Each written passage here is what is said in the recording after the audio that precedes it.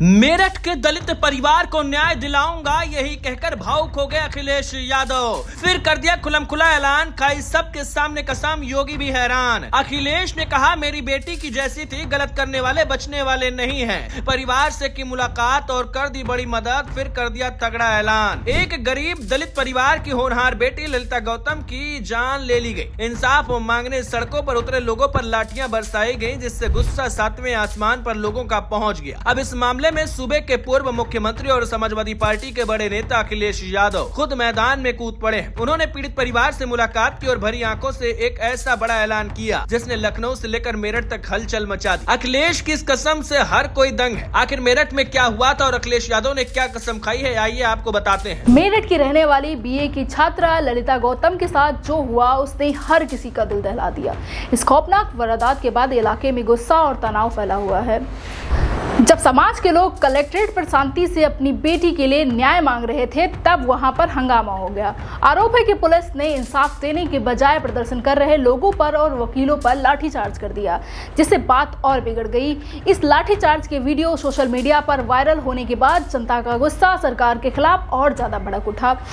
जब उत्तर प्रदेश में इस बेटी की हत्या को लेकर सियासत और गुस्सा चरम पर पहुंचा, तो विपक्ष के सबसे बड़े नेता अखिलेश यादव तुरंत एक्शन में आ गए। अखिलेश यादव ने पीड़ित दलित परिवार के घर जाकर उनसे मुलाकात की, उनका हाथ थामा और इस दुख की घड़ी में ढाढ़स बंधाया। परिवार के आंसू देखकर अखिलेश यादव खुद बेहद भावुक हो गए। उन्होंने सबके सामने साफ शब्दों में कहा कि यह मरी हुई बेटी बिल्कुल मेरी अपनी बेटी जैसी है और इसके साथ गलत करने वालों को किसी भी कीमत पर बख्शा नहीं जाएगा। अखिलेश यादव ने पीड़ित परिवार से मिलकर न सिर्फ उन्हें सांत्वना दी, बल्कि अपनी तरफ से बड़ी आर्थिक मदद का भरोसा भी दिया। इसके साथ ही उन्होंने योगी सरकार के सामने खुलकर कुछ बड़ी मांगे रख दी हैं।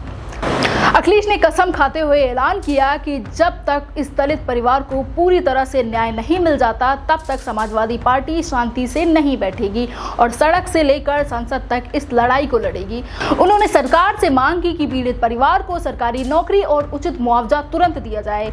इस कांड के बाद योगी सरकार और पुलिस पर चौतरफा दबाव बहुत ज्यादा बढ़ गया है। एक तरफ जहां पुलिस का दावा है कि उन्होंने मुख्य आरोपी को गिरफ्तार करके जेल भेज दिया है और इस मामले की छानबीन तेजी से चल रही है, वहीं दूसरी तरफ अखिलेश यादव ने साफ कहा है कि इस पूरे मामले की जांच के लिए एक पारदर्शी एसआईटी बनाई जानी चाहिए, क्योंकि पुलिस पर जनता का भरोसा उठ चुका है। सपा मुखिया ने आरोप लगाया कि बीजेपी सरकार में दलित और पिछड़ों पर अत्याचार लगातार बढ़ते जा रहे हैं और सरकार हाथ पर हाथ धरे बैठी हुई है।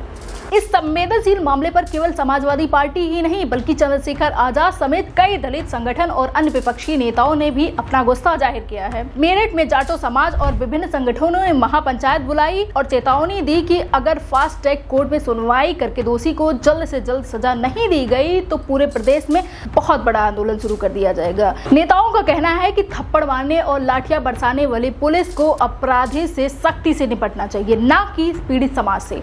ललिता गौतम ने उत्तर प्रदेश की कानून व्यवस्था पर एक बार फिर गंभीर सवाल खड़ा कर दिया है। अखिलेश यादव की इस कड़े रुख और खुले ऐलान के बाद अब मेरठ के चप्पे चप्पे पर भारी पुलिस बल तैनात कर दिया है, ताकि स्थिति पर काबू किया जा सके।